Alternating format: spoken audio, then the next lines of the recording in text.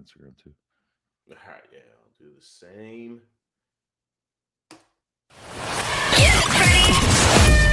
You know those two guys from work who won't shut up about football, but are pretty damn entertaining? Well, they decided to buy a couple microphones. And with that, we welcome you to the Cheesy Corn Sports Podcast, where Justin Adams and Martin Cheney wrangle over everything college football and NFL. Bold predictions, hot takes, and live game reactions. This is Cheesy Corn Sports. And now, here's your hosts, Justin and Martin.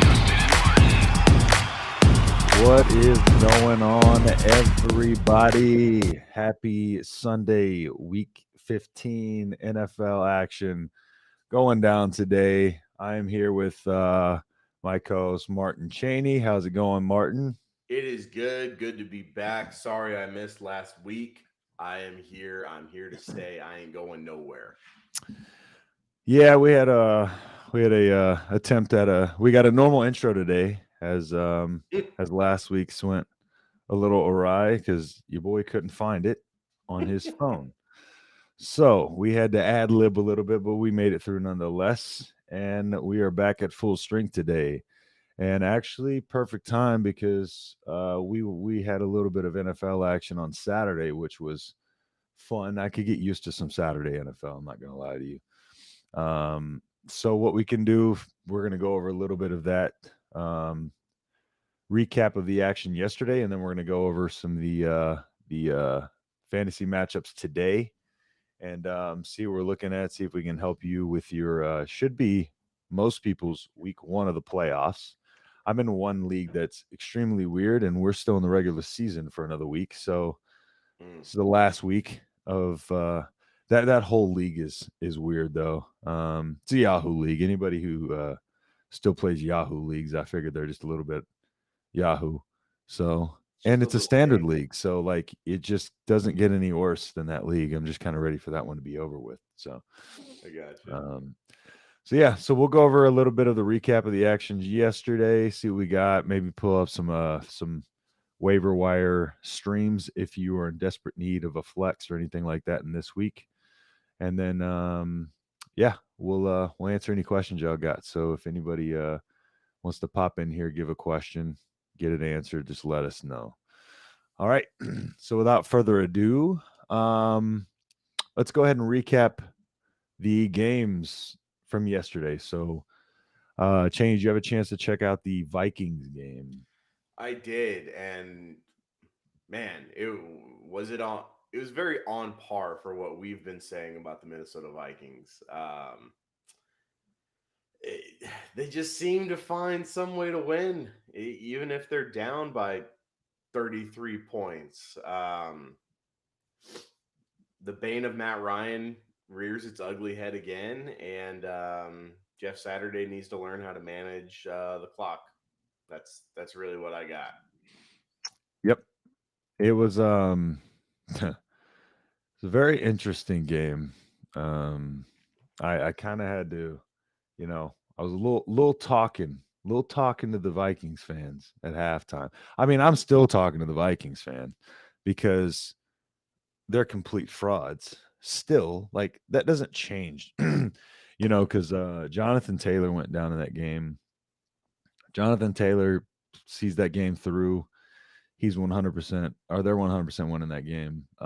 Their running game was just getting stuffed there, especially at the end, towards the end of the game. And I mean, they had an opportunity to put it away right there on 4th and 1 on about the 40-yard line. That was the possession before Vikings got it back and went down the field. If you got JT there, you're putting that game away. I think Minnesota only had 2 timeouts at that point. No, they had no timeouts at that point. So the game would have been essentially over.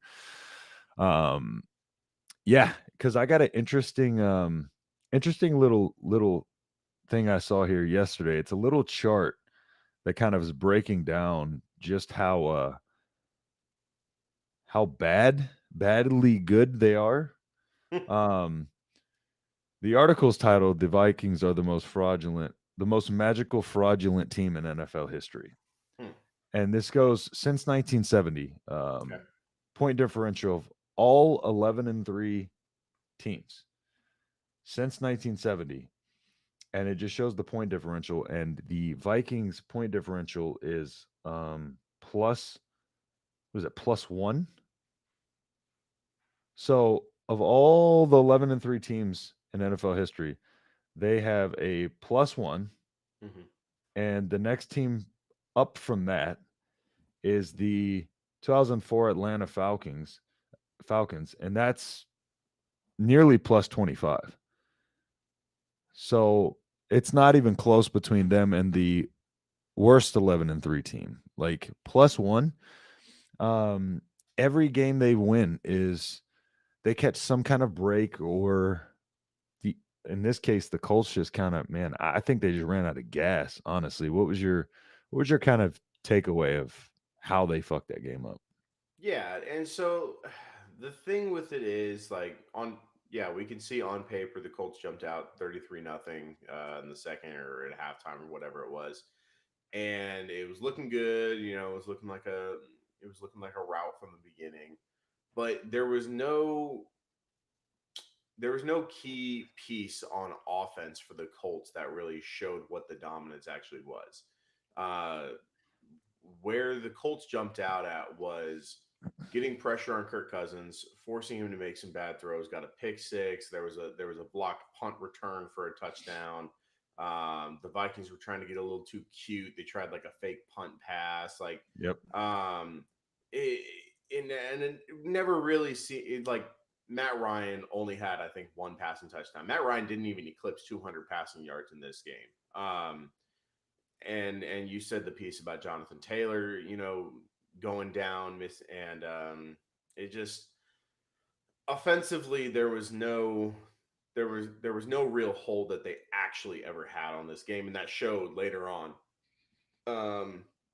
And so once Kirk Cousins and the offense for Minnesota was starting to figure out the Colts defense, it was kind of over from there. I believe KJ Osborne had a tremendous game. So, I mean, it didn't matter if he was lining up in the slot or if he was lining up outside. He made a couple great catches. He would have had even more great catches. But there's that whole, you have to survive the fucking ground piece of the catch rule. I still don't fully understand it. Nobody does. But yeah, so like Justin Jefferson was locked down at the beginning, but once he started to get loose, he started to put Stephon Gilmore on some skates, got into the end zone, started to warm up. Adam Thielen started to get loose as well. I mean, Dalvin Cook, like he fumbled early, but then he also had a couple big gains here and there later on as well. So it seemed like Minnesota was caught sleeping in the first half, and I mean, they came out and they did what they had to do in the second half, and they showed why they are an 11-win team, regardless of what we think they are. I mean, there's no denying the fact that they have won 11 games in this season. So I think they will be one and done come playoff time. If they're doing, because I mean, if that type of stuff happens against any other NFL playoff team, I don't care who it is, you're not coming back from that at all. Nope. And to your point, yeah, they have won 11 games, but it's just hard to really, I don't know. It's even hard for me to say that just because I know we all know how much they should have lost the Bills game, let's be honest. That one sticks out like a sore thumb. This one they should have lost. If they do that, if they come out like that against any of the teams in the NFC, they're toast. Like the Colts were playing well above their means there, and like you can't get shut down like that by a Colts defense that has been very inconsistent, and then you can't their offense. I mean, the Colts offense has been terrible this year. I mean, we've spoke about that. They couldn't even decide who they wanted a quarterback. You had Matt Ryan getting benched because he hurt his collarbone, but then it wasn't because he hurt his collarbone. And then they bring, it's just been, and they came out and just systematically just wore them down with. I mean, a lot of that in the first half. Like their play calling was great in the first half. The Colts was. I mean, they were mixing it up with end arounds. They were mixing it up with the type of run they were using, whether it be zone or whether it was stretching, getting that outside. It's just like they hit Jelani Woods one time. I don't know why they don't go to him more. They hit Jelani Woods one time for 37 yards. Yeah. A great route, great catch. The dude's 6'7", athletic freak, and like they just refuse to get him more involved in the offense. Yeah, the Colts basically did everything possible to try to lose that game. And like, I mean, I'm telling you, whether it be that fumble, I mean, if they don't fumble there, the one that was scooped and scored, honestly, that should have been a touchdown. But if they just don't fumble there, like if they just protect the football, they probably win that game, because that drive was quick. Like it was 2 plays, wasn't it? Something If like even that. I don't know if it was 2 or 1, but they they come out the gates and they fumble and give the ball right back when they already have the momentum. Like they did everything they could to lose that game. It was like tanking when they weren't trying to tank. Is what it felt like. Yeah. One more interesting stat that I'm looking at here. The Vikings have been involved in the 14 games that they've played. They have been involved in 9 one-possession games. They have won all 9 of them. That's 9 of their 11 wins are in one-possession games. In their 3 losses, not a single game was one possession. So, I mean, we're talking, there was the dismal week 2 performance against the Eagles. There was the absolute blowout 40-3 against the Cowboys. That might have been Thanksgiving. And then there was the Lions last week.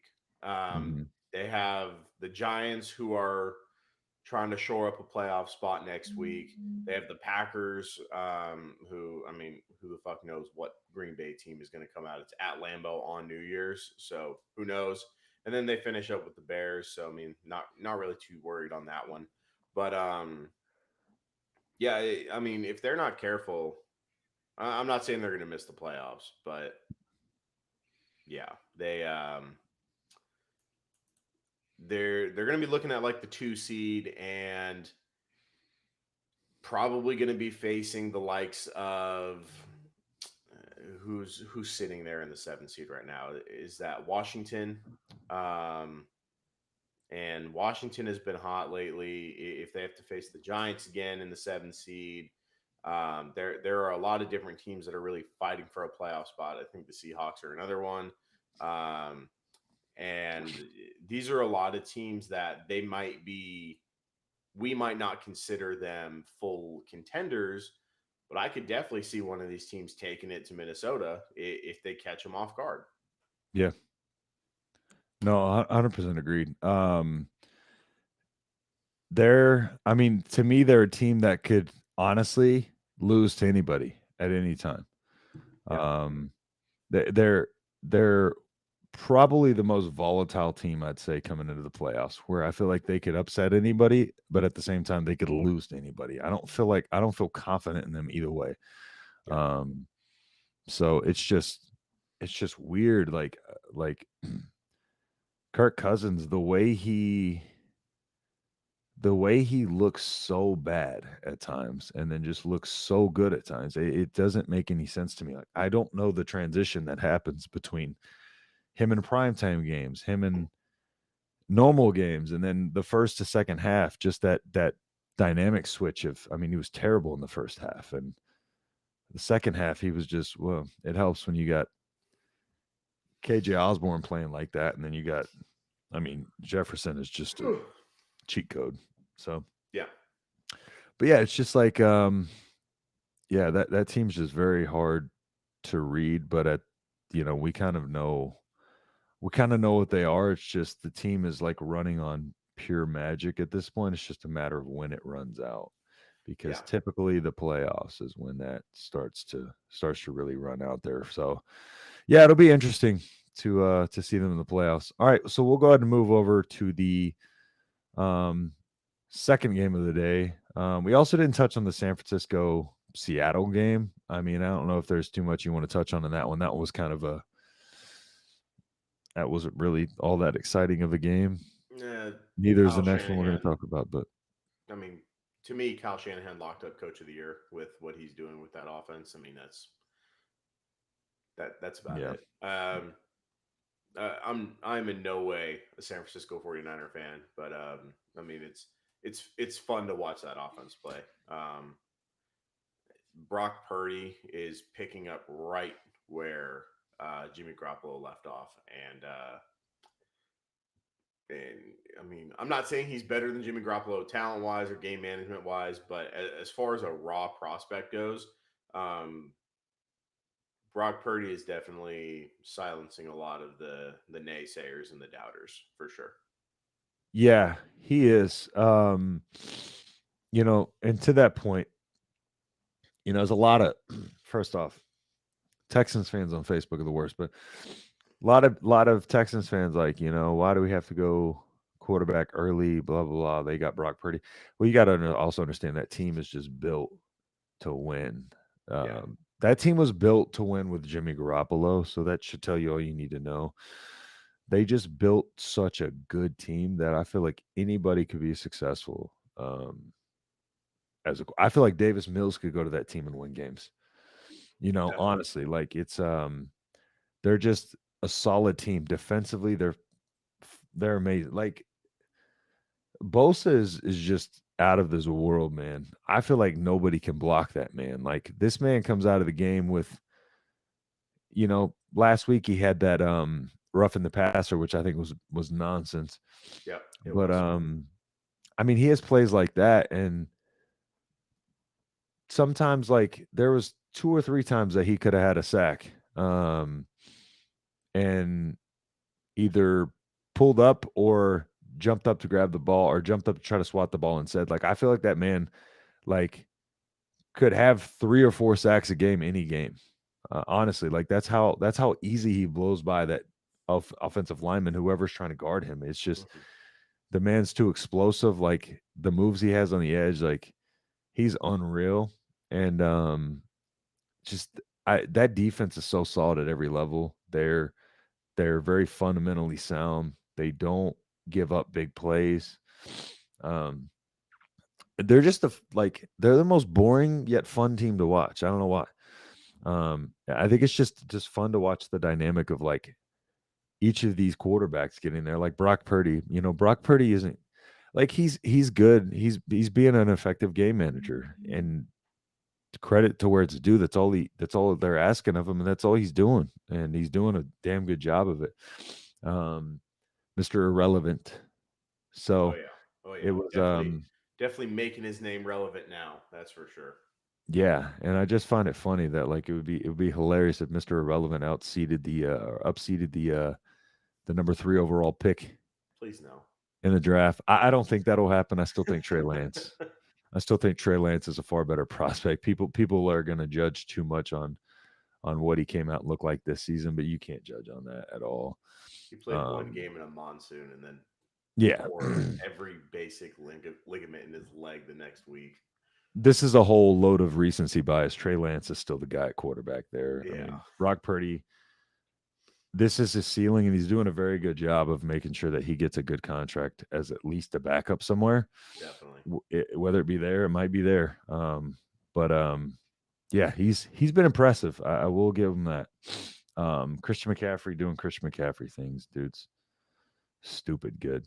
All right, so we'll move over into the even more boring game, the Baltimore-Cleveland game, and what a snoozer this one was. Yeah. It sucked watching the Vikings-Colts game. You know how exciting that of an ending that was. Just to you know have the broadcast switch over to Tyler Huntley not do anything effective, and the Browns, they got what? There was one touchdown all game between these two teams, and Yep. I'm not gonna lie to you, I didn't really watch a lot of this game, and when I went back to look at like the tape of it, I am glad I didn't watch it. Yeah, I was watching on and off. I didn't want to, I was doing yard work and watching, and honestly, the yard work was a lot more fun. So, um, it was, yeah. Well, one part it's frustrating because of, it's like I know the Ravens are the better team.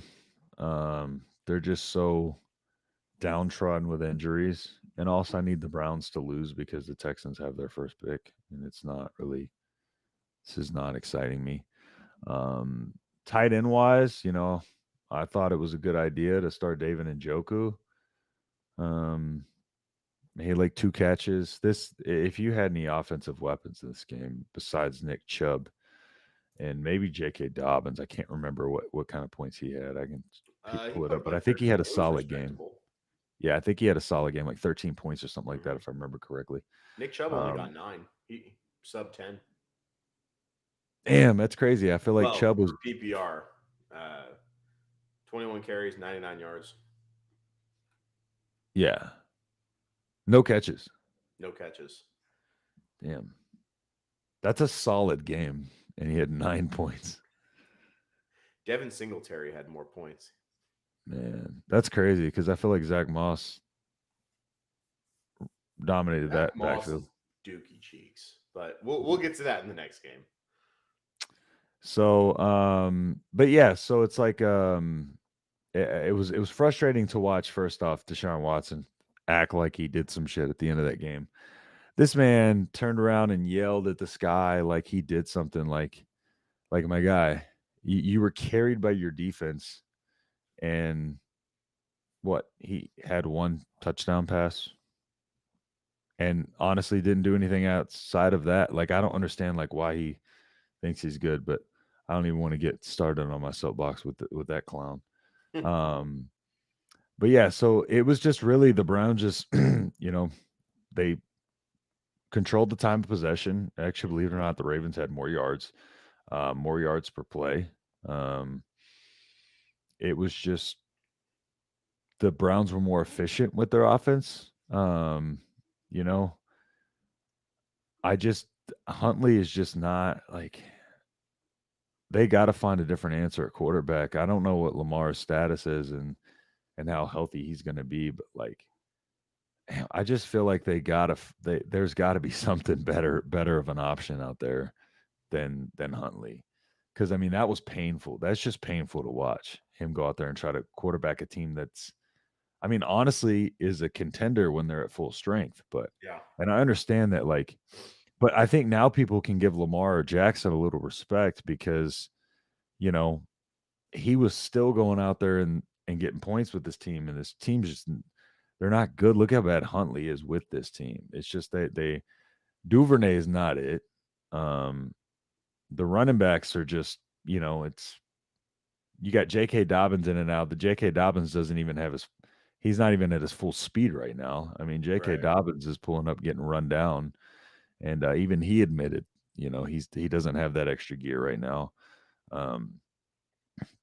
Justin Tucker missed a field goal within like under 50 yards, and then he had another one blocked. Like, that just doesn't happen to Justin Tucker. It was just a weird game all around, and I'm just really sad that the damn Deshaun Watson got to celebrate a win that he had no part of. But yeah, so overall, I mean, like, I don't want to talk too much more about that game. That was pretty uneventful.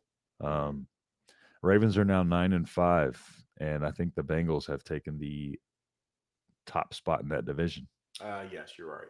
So that was a big loss for them, and they need to get Lamar back ASAP. Because what do the Ravens got left? They got the Falcons, Steelers, and the Bengals. So we could be setting up for an interesting matchup there down the stretch. Those are a couple big divisional games right there. Yeah. yeah, Steelers, Bengals might be for the division, depending on. Yeah, they got to get Lamar back, or else the Bengals are just going to win. The Bengals are on fire right now, Mhm. and even then, I think the Bengals win that game with Lamar or not. Just that team's just not good right now. Got to get they got to get Lamar some more weapons in this offseason. See if he's there. But all right, we'll move over to the last game of the day. This was another phenomenal game. Yes, Bills it was. Dolphins. And boy was I impressed. I mean, the Bills fans were really leaning into that whole freeze out the fins thing. Freeze And the fish. man, they were leaning hard into that. And a team from South Beach just came in there and took it to them, man. I mean, credit where it's due. Miami just went in there and they didn't look phased by it Yeah. until the very end of the game when it actually started to snow, and then they, Tua looked like he was inside of his own little igloo in that big old jacket they wear. That man was tucked in that thing like a turtle. Yeah. But I mean, the passing game was working for both teams. Josh Allen did Josh Allen things. Of Mhm. course, I didn't expect him to be phased at all by it. And honestly, I think the Dolphins deserved to win that game, but I mean, just down the stretch, they faded a little bit too much. Raheem Mostert had a hell of a game, man. 17 carries, 136 yards, average 8 per carry. Of course, that was a 67-yard run, riddle in there. But I felt like every time he touched the ball, he got 4 or 5 yards. Mhm. And then Josh Allen was a leading rusher for the Bills, 10 carries, 77 yards. Jalen Waddle had actually 7 targets, only 3 receptions, but 414 yards. The speed on that man, on that touchdown, like he caught that ball and he was out. He's so fast. Like he pulled away from their DBs like it was easy, as it is to him. Yeah. James Cook had a good game.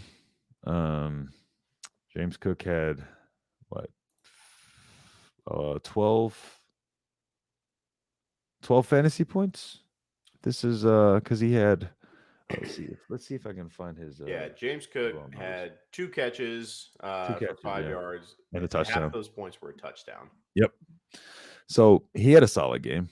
Yeah. Devin Singletary, 3.2 per carry. James Cook, 6.8. At this point, like, when do they just hand the reins over to James Cook? I mean, he's he had nearly as many yards on 5 carries as Devin Singletary did on 13. So, Yeah. I mean, if you're watching those 2 running backs, James Cook is clearly the better, more explosive guy. Singletary's points this year have really been a lot from him just being the guy. He's just getting more touches. Yeah. And right now, that's so valuable at the running back position because the running back position is such a crapshoot this year. Not worse than the tight end spot. That's a whole different conversation. But yeah, any takeaways from this one? Yeah, this was, I mean, it was a fun game. It was 2 solid teams going at it. You had the element of the cold with the snow coming down at the end. It's exactly what you want December football to be. Yeah, like you said, Miami completely unfazed. At least when they were on the field, they were unfazed by the snow. And I mean, like, we got to remember, like, a lot of these guys, yeah, they play in Miami now, but a lot of these guys went to college in places where snow games were a thing. I mean, even with playing down in Miami, like, you do go to Buffalo every single year. You go to New England every single year. You go and play the Jets in New York every single year. So you're playing in the cold every year, even if it's not your home. But yeah, Cedric Wilson had an incredible catch. It was his only catch of the game. I just want to Highlight this it. dude went up and just took the ball over the defender's head. Yeah. I just wanted to give a shout out to that single play, really, because I think I got back. I was at a holiday party, little Christmas party yesterday, and I got back, turned the game on just as the second half was starting, and that was like one of the first things I saw. And I was like, "Oh, all right, so this is what we're dealing with. Cool." And but yeah, so Dawson Knox, I don't know how to gauge him as a fantasy tight end. He'll get you 2 points one week, and then he'll have games like this: 6 catches, 98 yards, and a touchdown. Yep. That's good for what, 21, 22 fantasy points right there. Yeah. So Josh Allen, 4 passing touchdowns, 300 passing yards. Tremendous game from him. Finished with a 119 rating. I'm curious, what's the difference between QBR and rating? So I think QBR, and I can pull it up here just to be sure, but I think QBR is kind of like a mixture of all of like the efficiency of a quarterback. I think passer rating is specifically solely for passing statistics, whether that be inside the pocket and outside the pocket, under pressure, and all those things. Okay. And I think quarterback rating is as a whole. So I think that includes, running. It's more of a proprietary blend of a bunch of different things. I actually think I'm not. Don't quote me, but I think ESPN created QBR, if I'm not mistaken. Yeah, But it's a I believe blend. QBR It's a blend is of like, overall performance, and I think passer rating is just the passing statistics. But I'll bring it up here. Let me just see. I got you. Yeah, that makes sense. Yeah, I got it just right because here. like the passer rating versus the QBR is like just widely different, and I have no idea how they calculated or even like why they thought it was a good idea, because it's just confusing as all hell. Yeah. Both So Tua QBR. and Josh Allen had over 100 passer rating, and yet they both finished with like a 54 QBR. So I do know. Yeah, I do know QBR is going to be much less. So I think the highest QBR right now is like 70 something. okay, I so got the 54 is really not definition. that bad then. No, I got the definition here. So quarterback rating, QBR, statistic that represents the quarterback's overall performance. Number of yards, touchdowns, completions, attempts, interceptions reported by the NFL passer rating includes 5 variables. Steps completed, touchdown passes. Each of those variables lists the value between 0 and 2.37, one being so each for passer rating, each of the variables, pass attempts, completions, passing yards, touchdown passes, and interceptions, those variables are scaled to a value between 0 and 2.375, with 1 being statistically average. So whatever that means. Yeah, what you said. I concur. But it does say like a passer rating is an NFL statistic and only takes passing into consideration, and as such seen as an incomplete statistic. Quarterback rating is relatively newish, was created by ESPN a few decades back, is a more complete statistic. Yeah, so essentially that's why passer rating, because QBR was kind of narrowed down number wise to fit like this small box, like points per each criteria. And I think that's why QBR tends to be lower than the passer rating. Okay. So yeah, but yeah, so inside the pocket, outside the pocket, interceptions and all that go into passer rating. So it basically just takes all the different splits of statistics and stuff and just So overall, QBR is an overall performance. I think just all got it. Pass, run, sacks, all that goes into it. EPA, total expected points average, total expected points added with low leverage plays. So even that goes into it. And then PAA, it's number of points contributed by a quarterback, accounting for QBR and how much he plays above the level of the average quarterback. Very confusing to statistic, but yeah, those are the stats that if someone were to start bringing up to me and like an MVP, like convincing like argument, like I'm immediately like just not listening to the rest of what they have to say. Like if someone is talking to me about Josh Allen's fucking EPA or PAA in terms of why he deserves the MVP, Yeah, I you no lost me. longer believe anything You that they have lost me. said in the argument. And honestly, like, you know, again, QBR, take it for what it's worth. It was created by ESPN, but I do think it's a pretty fair gauge of Yeah, talent I because mean, you look at the top 5 right now and QBR, you have um Allen, Tua, Mahomes, Hurts, Geno. whew, Yeah. So Geno, I think what it's a year Geno's having. We'll get to him at the end of the season. yeah. I think we should put together like a end of the year like fantasy football Wrap awards up. show. Yep. And oh yeah, I'll have some things to say about old Geno. Look at Jared Goff, 6 on that list, by the way. Yep. Good for him. He's Yep. balling. All right, that's all I had to say on that one. Cool. All right. So I'll have to look up, see if there's any big injury takeaways from those games. Okay. Just so we can get into the potential waiver wire pickups that you'll Yeah. have from that game. So let's get into the today's action, and let's see. The first game on the docket, I believe, was the Bears Eagles that I wanted to look at. So Bears Eagles 12-1, Bears 3-10. And again, I've been an Eagle skeptic, I guess, all season. Yep. I said the Cowboys were the best team in the NFC. I think that has now changed. The way the Cowboys played against the Texans last week, that was brutal. The Texans have 3 wide receivers on their active roster right now. 3.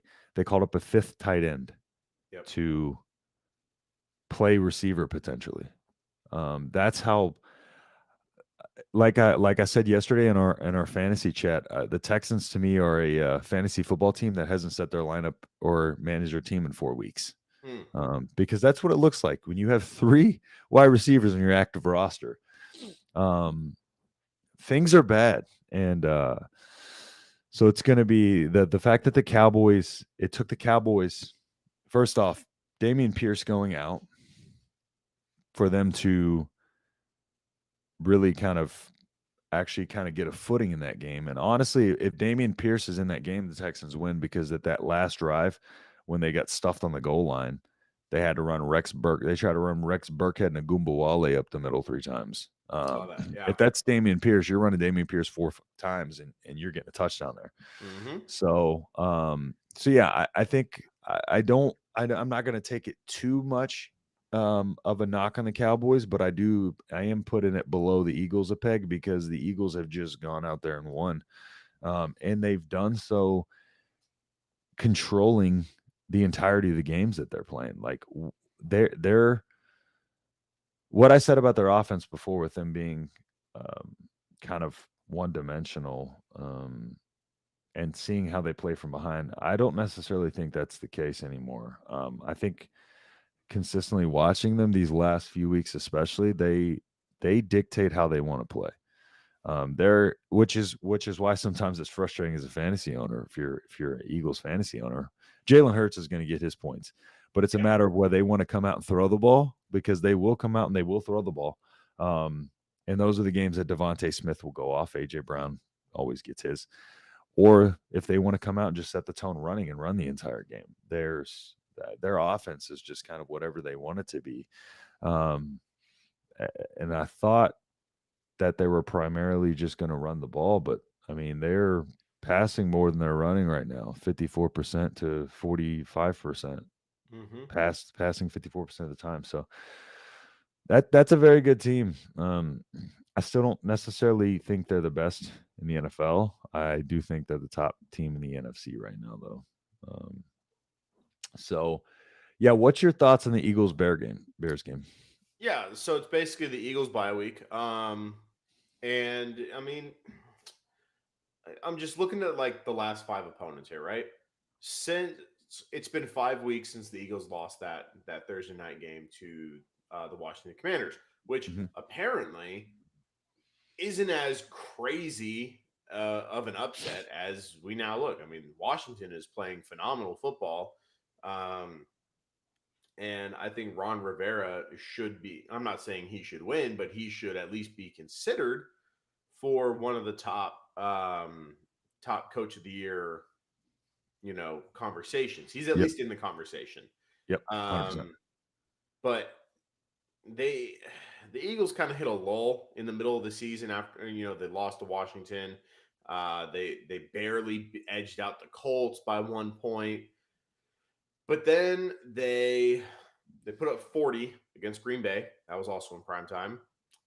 They put up 35 against the Titans defense, who is sneaky good. The Titans defense really is the only thing that's keeping the Titans competitive whatsoever. Yeah, they got a defensive-minded head coach in Vrabel. Yeah. So, and then they put up 48 last week on the Giants.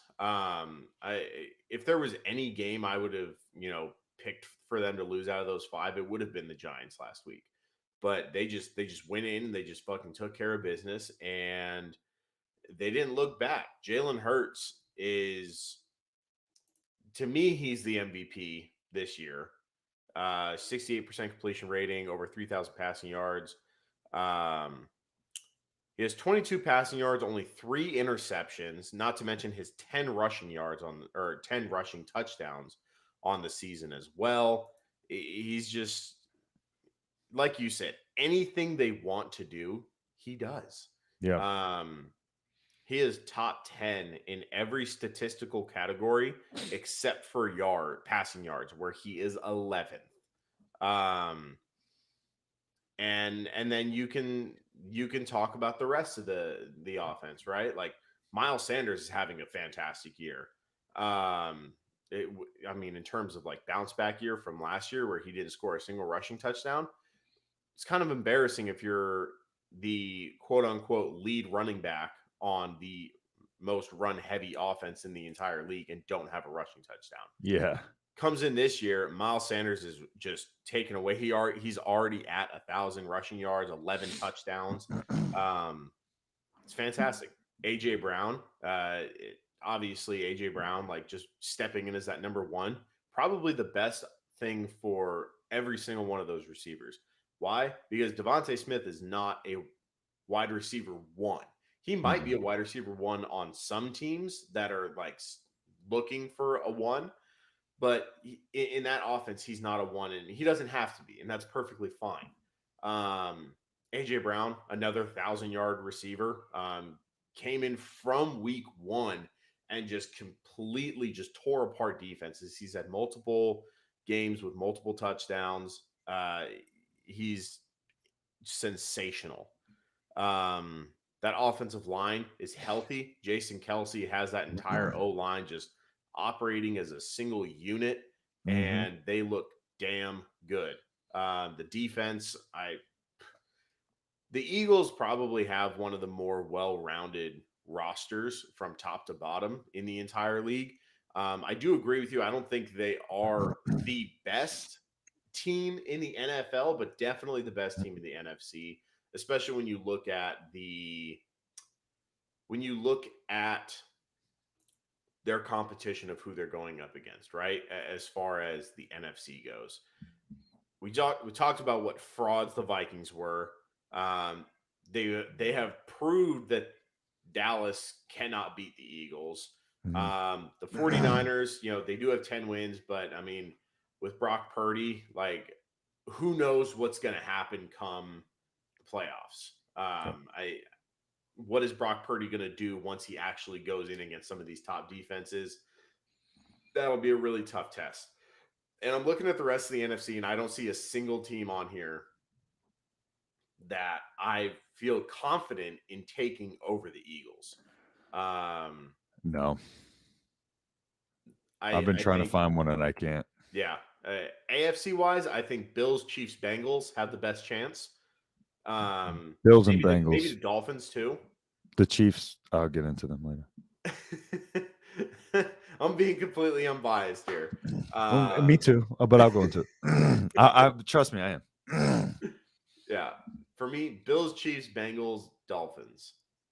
That's like the list that could at least go toe to toe, not even like guaranteeing that they would beat the Eagles. Mhm.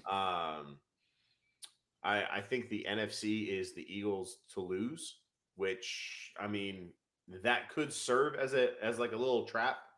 Um, we've seen some of the great NFL rosters, such as the Green Bay Packers, fall to that 1 seed trap, and I hate it, and I cry myself to sleep every night about it.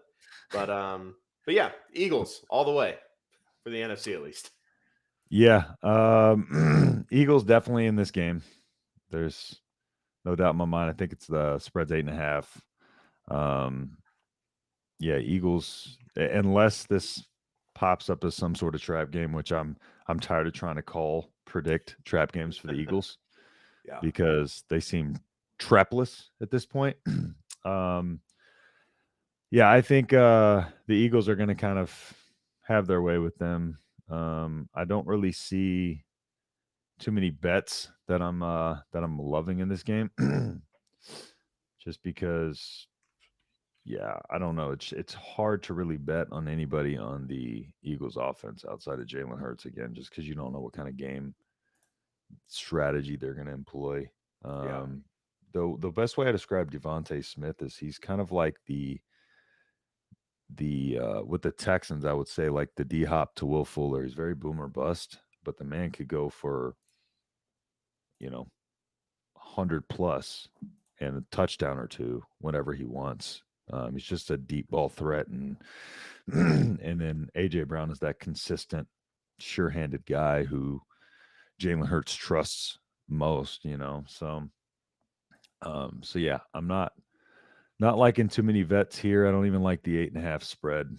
Um, even with the Eagles, a little too steep. But as far as injuries go, Eagles, nothing out of the ordinary. I mean, you got Blankenship and Goddard, but Khalil Herbert, yeah. So these are IR really on both teams. Nothing really noteworthy as far as injuries goes that should affect anybody's fantasy today.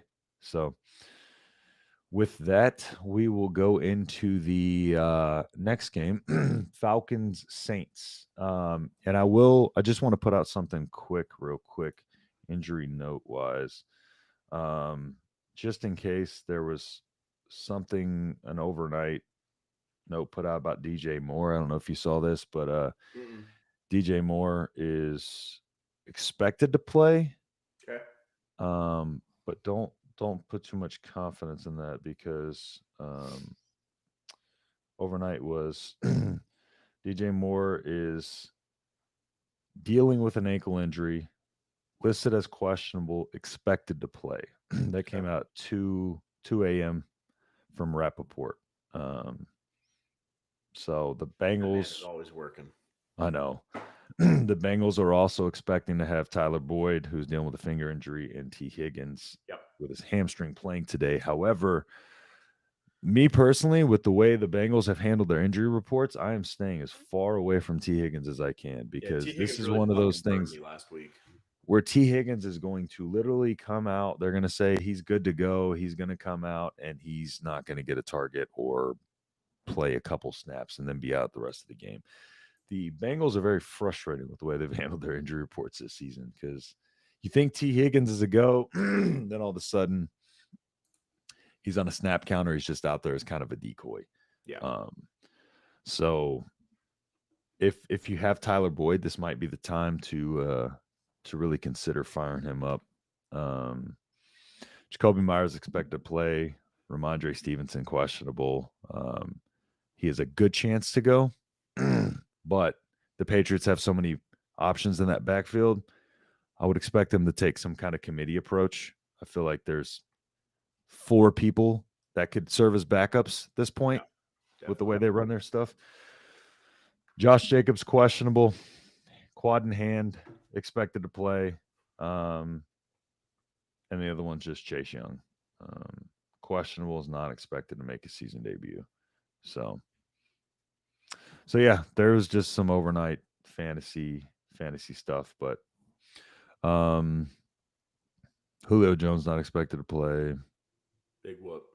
Zach Wilson really buzzkill there as a Zonovan Knight, his old Bam Knight owner.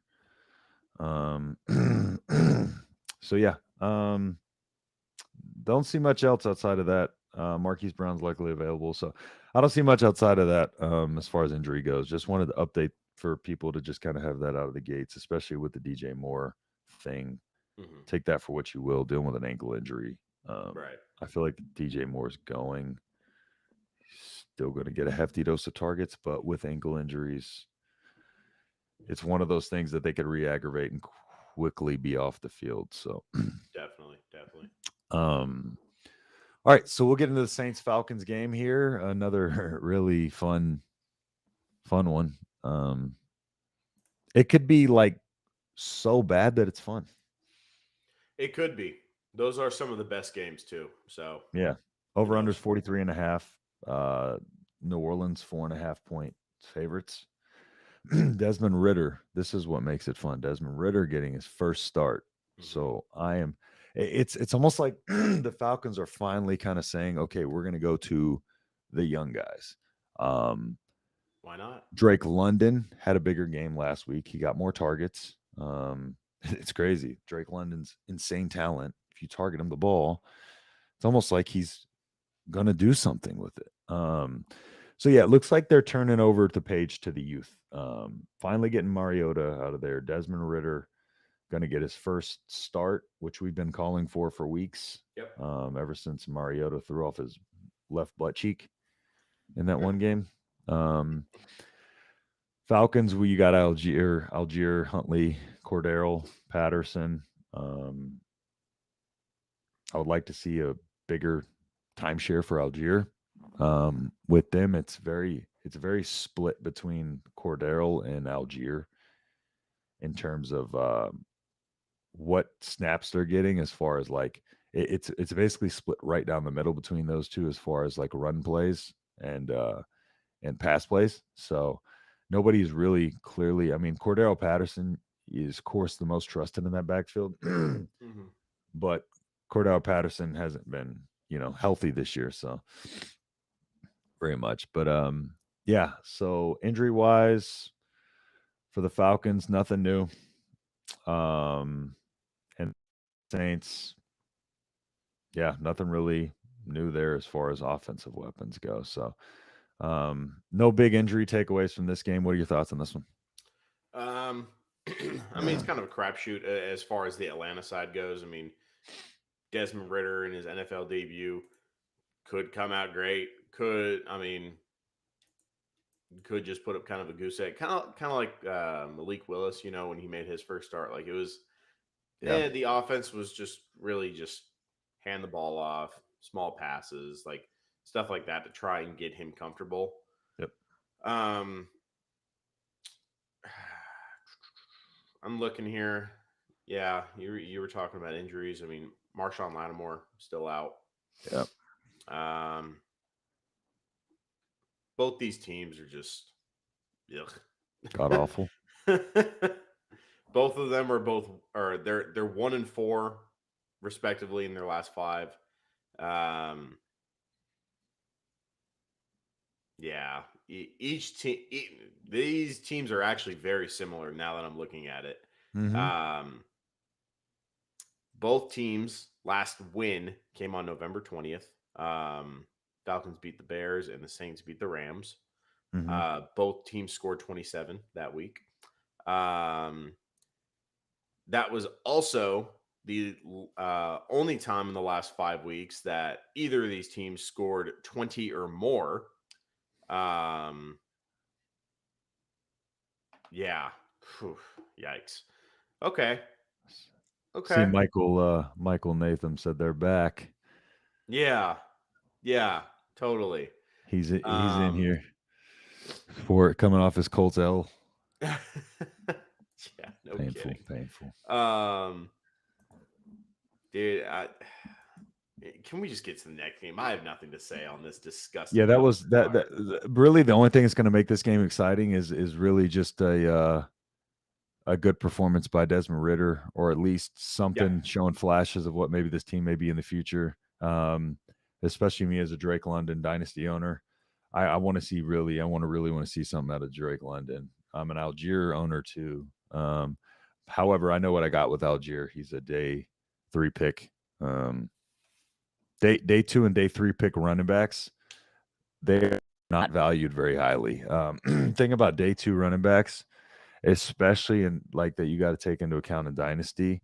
They're slowly valued. They're easily replaced. Doesn't matter how good they're playing.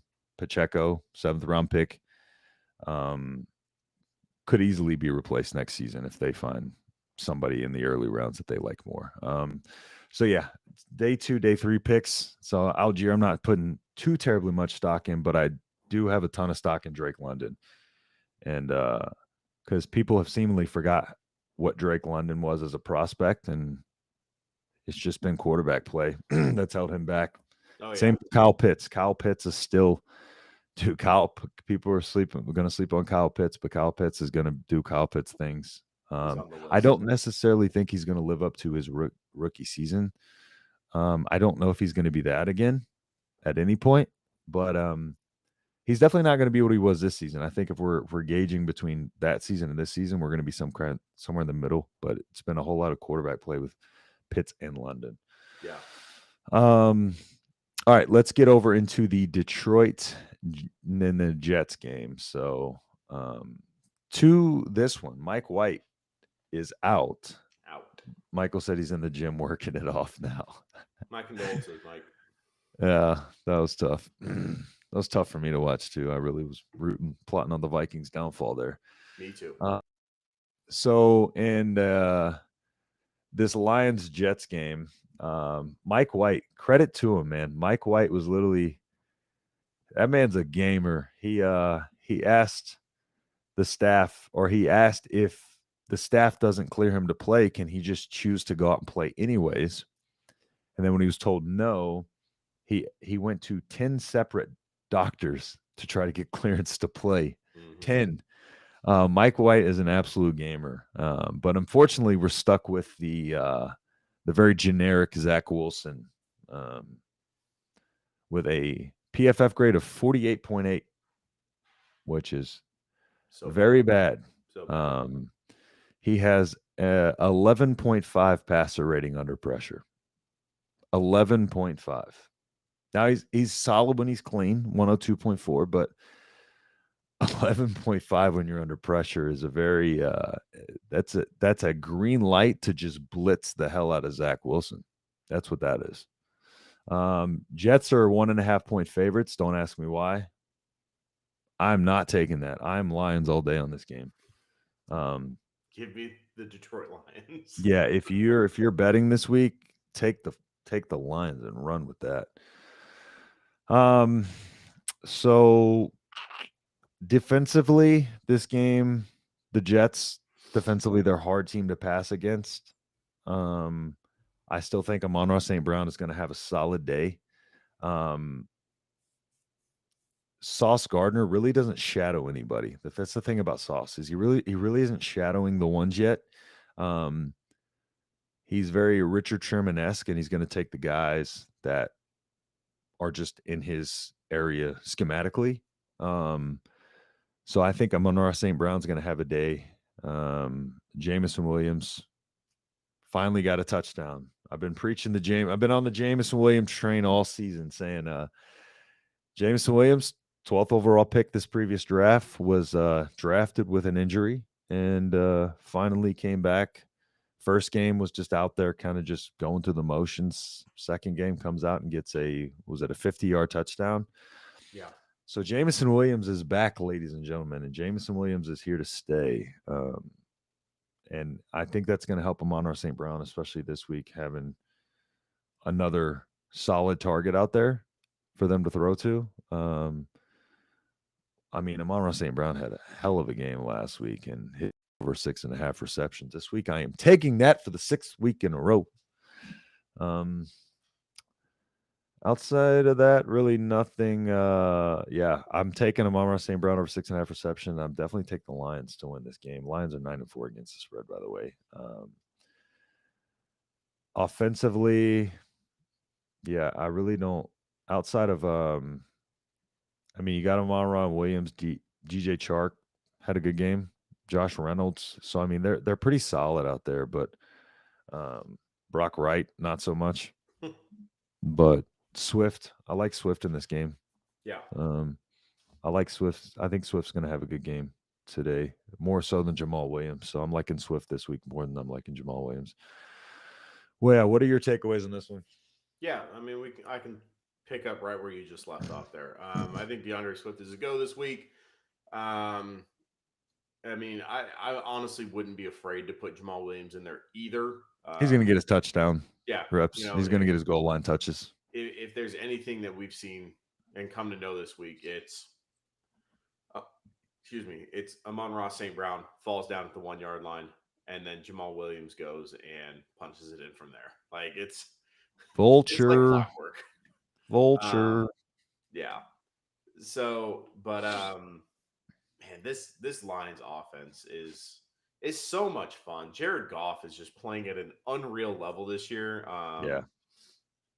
And I think he's really pushing the envelope, really putting it in the front office's court, saying, hey, I realize that I'm only here because you guys were trying to do right by Matthew Stafford. But I was a first overall pick, and I took the Rams to the Super Bowl. And, like, he's done some stuff in his career. Now, we all like to joke about, who he really is, the passer. However, they've won 5 of their last 6 games, with the only L being a 3-point loss to the Buffalo Bills. Man, like, what are they, 5-8? Yeah. 5-8.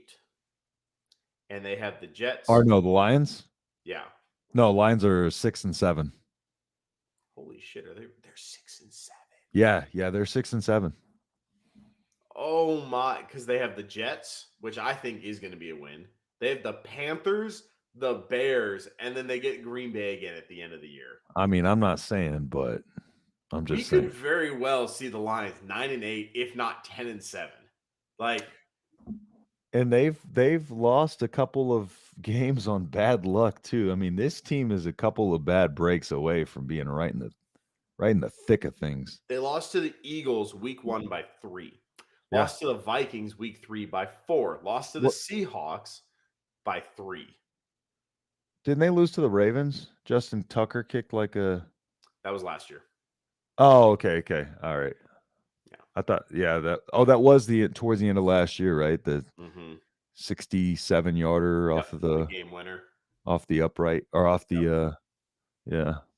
Oh, yeah. But it seems like the team is fully buying into the Dan Campbell experience, which I'm actually very happy for, because now we don't have to see him get fired, which is something we were all very much dreading seeing coming on the horizon. But the Lions now find themselves second in the NFC North. And their defense has actually really shored up a lot lately too. Yeah, because I mean, that was the thing at the beginning of the year, right? It was, the offense is doing great, but then the defense just gives up 40 points. Yeah. Not the case anymore. They've given up 30 once in this last 6 games. And it was a game they won against the Bears too. So, but they only gave up 14 against the Jaguars, gave up 23 against the Vikings, only gave up 9 against the Packers, 18 against the Giants. Like, they're doing phenomenal. And just to break down into the stats here, right? Jared Goff, 22 passing touchdowns, 7 interceptions. Jamal Williams, 14 rushing touchdowns. I believe that leads the league in rushing touchdowns. Amon-Ra St. Brown, 82 catches, 898 yards. I mean, he's probably already at 1,000 yards if he doesn't miss And he was those couple injured games for or a few something. games. Yeah, exactly. Like, I know Jared Goff is kind of missing TJ Hawkinson, but honestly, you're seeing the likes of Josh Reynolds and DJ Chark really step up lately. Yeah. And they're doing tremendous. And I think this team can only get better with Jameson Williams getting a little more submerged into the NFL action. And I mean, I'm all in on the Lions. I am too. I love Dan Campbell. I love their philosophy. I love the offense. I love watching their offense. It's extremely fun to watch. No matter who they have in there, just what they drum up schematically, and they're doing a better job of spreading the ball out a little bit more. Monroe St. Brown's still getting 11, 12 targets per game. So yeah, I'm expecting the Monroe to have a good game. I'm expecting the Lions to win. I think it's going to be just a little close because the Jets don't really give you a lot defensively. They do have a good defense.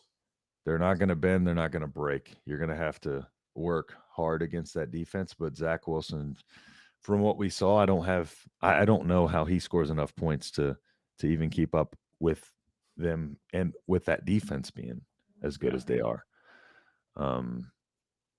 So yeah, Zach Wilson's not good. Yeah, Garrett Wilson though. To another Wilson on the Jets. I like Garrett Wilson this week because the Lions do give up a fairly good amount of points to wide receivers.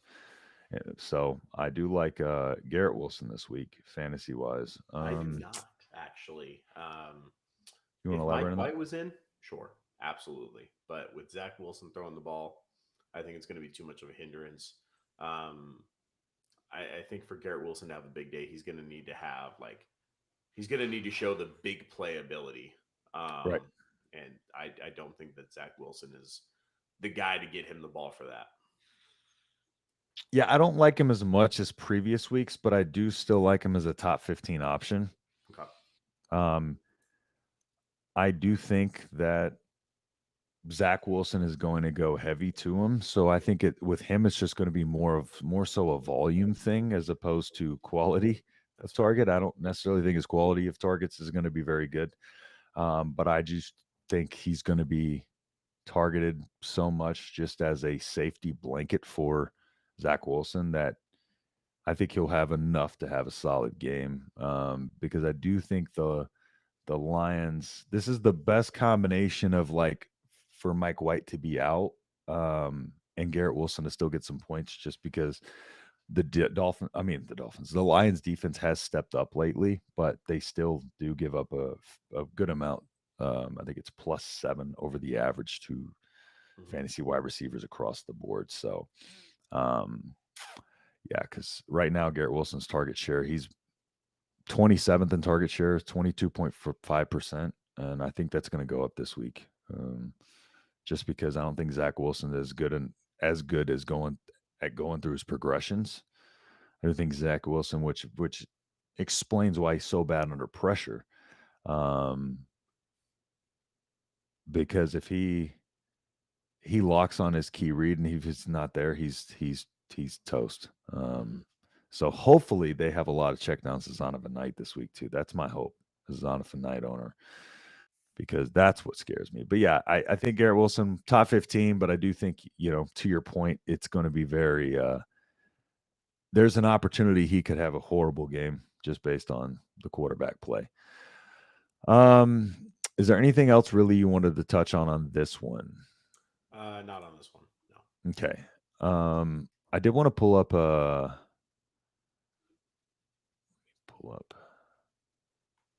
Okay, we'll go to that. We'll go to that in a little bit. I'll pull that up later when we get to more of the potential flex options to add in if you need one this week. Pittsburgh, Carolina. We won't spend too much time on this one because this is going to be a snoozer. So Thoughts on this one? I mean, DJ Moore is playing. I think Sam Darnold has come in. Sam Darnold looks like he has been the best starting quarterback for the Panthers all year. Yep. And I mean, he already has that chemistry from last year with DJ Moore. So I would expect DJ Moore to get a little bit.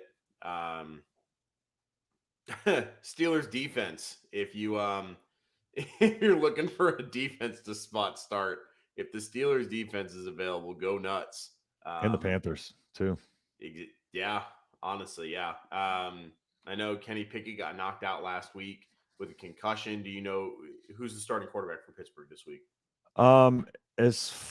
So I don't think it's Ola. Is it Trubisky? Hold on, let's see here.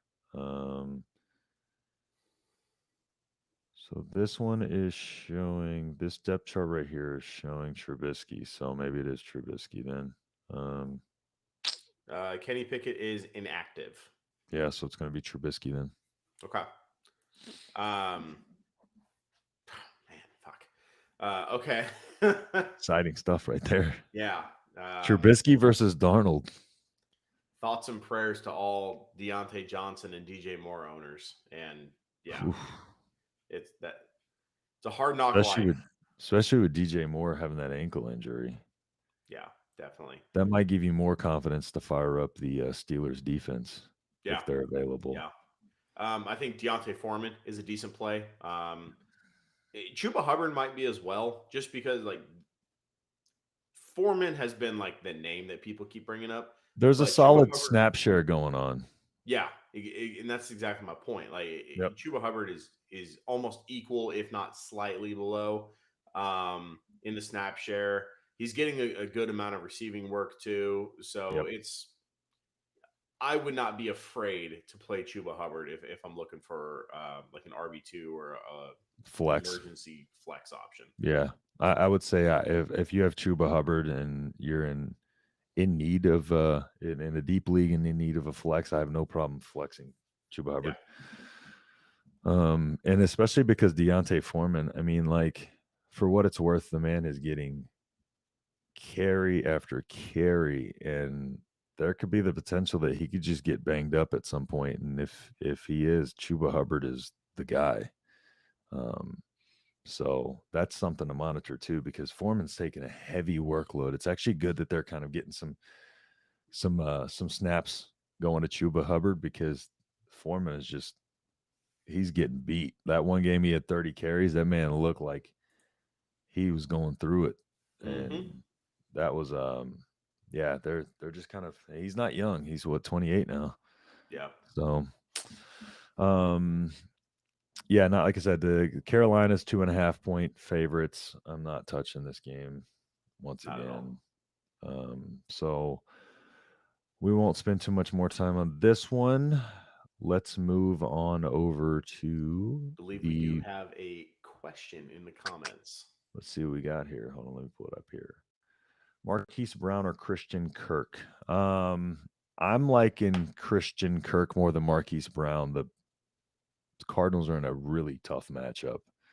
I'm not even huge on D-Hop this week, but of course you're firing up D-Hop. But I have D-Hop outside of my top 10. Quarterback situation, like an offensive situation, the matchup. So, yeah, give me Christian Kirk. Yep, same thing. Christian Kirk is on a much better flowing offensive situation. They do have a tough matchup against Dallas this week. However, I think this is going to be a hard-fought game where both teams are going to be throwing punches back and forth, and Christian Kirk is going to need to be one of the guys to deliver said punches. So, yeah. And Marquise is coming in banged up. Yeah. Like, I know he's active, but he's not 100% healthy. So all of those things combined is this one's, for me, easy Christian Kirk on that. Yep. But thanks for the question, Duck. Appreciate it. That's his nickname, Duck. For clarification, you were like, his name's Derek. What are you talking about? All right, cool. Yeah. If anybody any more questions, fire them up. Colts Jags. Speaking of Christian Kirk, Let's go into Colts Jags a little bit. Cowboys. I mean, why do I keep saying Colts, man? Cowboys. I did that 3 times yesterday when I was talking about Trevor Lawrence, and I'm like, I kept saying the Colts instead of the damn Cowboys. Cowboys, they should rebound this game after that terrible performance against my lowly Texans. Trevor Lawrence has been looking solid, though. I will say that. Trevor Lawrence has been playing. Trevor Lawrence has really proven to people what he was supposed to be coming out of college, and really just a testament to how bad Urban Meyer was as an NFL coach. And I feel like Trevor Lawrence is looking sharper and sharper every single week. Mm-hmm. He's a higher PFF grade than Dak. Passer rating clean is 104. Little bit struggling under pressure, 65. But big time throw percentage, 4%. Yeah, so honestly, he's been turning it up as of late, and it's good to see because Trevor Lawrence has always had the talent. It's just that situation was so bad, and it's nice to see that even and still he's not in a great situation now. I mean, the Jaguars are still not really like good yet, but he's still performing. ETN this week is ETN's a go, right? He's not. There's no injury designation. Yeah, he is. Right? He that was one of those. He should be fine. Okay. Yeah. I didn't think he got was stuffed against the Tennessee defense. Yeah, I know they had mentioned afterwards that he had a soreness. I can't remember where it was, ankle. But he didn't come in with an injury designation to this game. So I don't think that was anything concerning. It probably was just, like you said, him just getting kind of a little beat up last week. I don't like ETN that much against Cowboys defense, though. We'll say that Cowboys defense, again, one of the best run stopping defenses in the NFL. The Jaguars pass heavy right now, 61% passing plays. They like to throw the ball now. They got Trevor Lawrence rolling, so that's another reason why I'm liking Christian Kirk in this one. Again, volume thing. Trevor Lawrence, I do think, while he is going against a tough defense, I do think that Trevor Lawrence is going to have a solid game, all things considered. And I think a lot of that's going to be Christian Kirk and Evan Ingram. So yeah, what's your thoughts on this one? My hope is we see a lot of offense. I think the Cowboys will handle this one. I think defensively they are going to put up a good fight against the Jaguars, and that's really what the key is going to be. It's going to be, can the Jags do anything offensively? Which is where like the whole Christian Kirk argument comes in. Like, okay, they're going to need to find ways to get their playmakers the ball. And I mean, if that means throwing it to ETN out of the backfield, why not? He is a good receiving back. Trevor Lawrence can make it work. I want to talk a little bit more about him later in the old sleeper waiver wire, maybe not waiver wire, but sleeper action this week is Zay Jones, and we can definitely touch more on him later. But I expect the names of Zay Jones, Christian Kirk, ETN, Evan Ingram as well to definitely get their numbers called a lot today. Yep. Evan Ingram, solid tight end option here lately. Solid as a tight end is it's putting it very loosely. There's no such thing as a solid tight end option if you're not named Travis Kelce. Yeah. But Cowboys side of the world, you're firing up everybody as normal. Yep. Pollard, Zeke, Dak. Yep. CeeDee Lamb. Yep. Maybe Gallup. but probably not Gallup. That's only if you're in like a 12, 14 team league. Yeah. But normal 10, 12 leagues, I'm not touching Gallup. But yeah, Dalton Schultz, you're probably firing up. So nothing too much you're going to probably change on the Cowboys side of the ball offensively. Right. So yeah, let's go ahead and slide into the Houston Kansas City game. I believe Duck has a few more questions. Oh yeah, let me pull that up.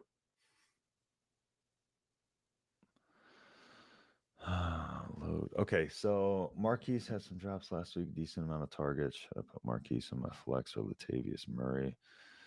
PPR. I would imagine PPR. I'm just gonna assume PPR because I feel like I'm the only person left in the lone standard league. I'm not a huge Latavius Murray fan. Neither am I. By any stretch, but part of me still likes him over Marquise, but not with much confidence. Let me see what kind of volume Latavius Murray got. Do you have any thoughts on this one? I'm gonna pull up. Yeah, I Latavius mean, Murray last week, I'm not a big fan of Marquise this week. However, there is a line, and I didn't realize what the line was, but Latavius Murray crosses said line. So, yeah, I would fire up Marquise over Latavius Murray. Last week, Latavius Murray had 8 carries for 32 yards, 3 catches for -1 yard. Yep. That is it. Better matchup this week, but yeah. Latavius Murray's just like, I mean, I think I talked about it last week because he was a hot commodity on the waiver wire last week, and I'm just not a Latavius Murray fan. He's not good. I don't care what kind of volume he gets. He's not good. Marquise would be 100% firing him up if he had no injury designation, but I'm a slight, very, very slight lean to Marquise Brown. Yeah.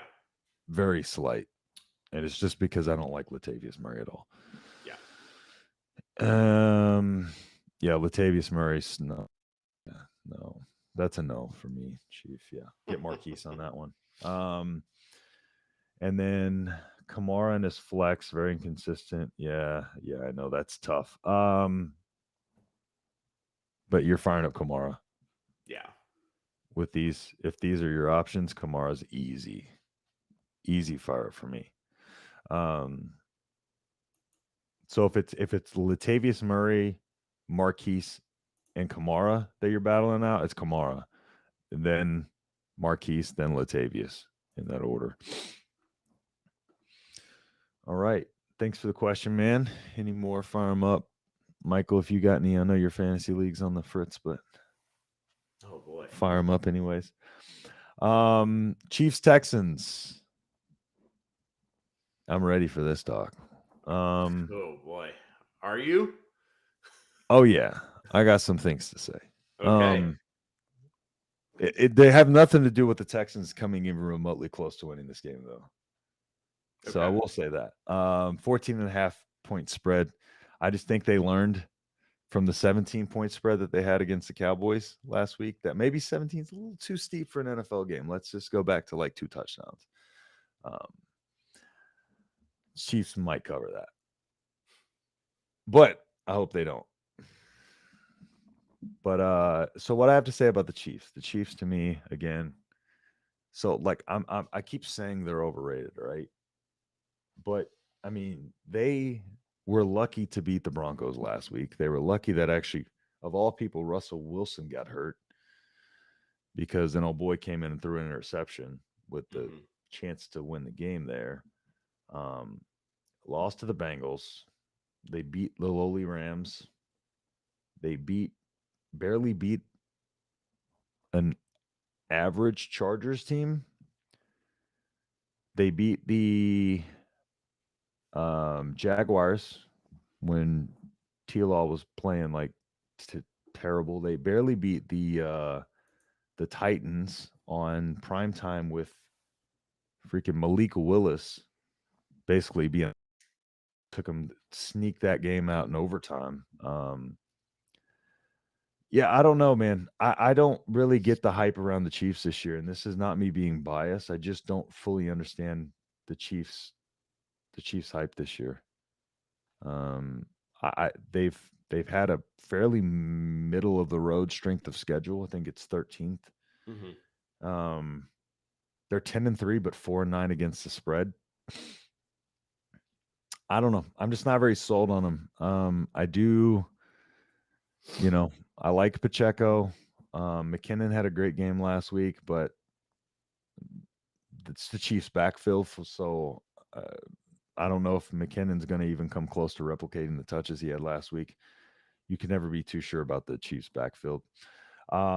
Texan side of things, this is just their, like I said, they're down to 3 receivers on the active roster. They activated a 5th tight end to potentially serve as the 4th receiver. If anybody gets hurt, we might have old Jeff Driscoll running out there at wide receiver. Speaking of, I did put out a note on my Facebook, but in Yahoo leagues, Jeff Driscoll is a QB / tight end. So if you have Jeff Driscoll available in your league, go pick up Jeff Driscoll and put him in your tight end spot. Because quarterbacks at tight end are a cheat code, especially right now. Last week, him and Mills 50-50 split the snaps. If Mills gets fully benched and Jeff Driscoll takes over, that's a league winner right there. Honestly, you can't beat a full-time quarterback playing at the tight end position, especially with the points tight ends. I mean, tight ends right now in my standard league, they're getting their projections like for the high ones, like Njoku, who was the top 5 option this week. His projection coming into the week was 6.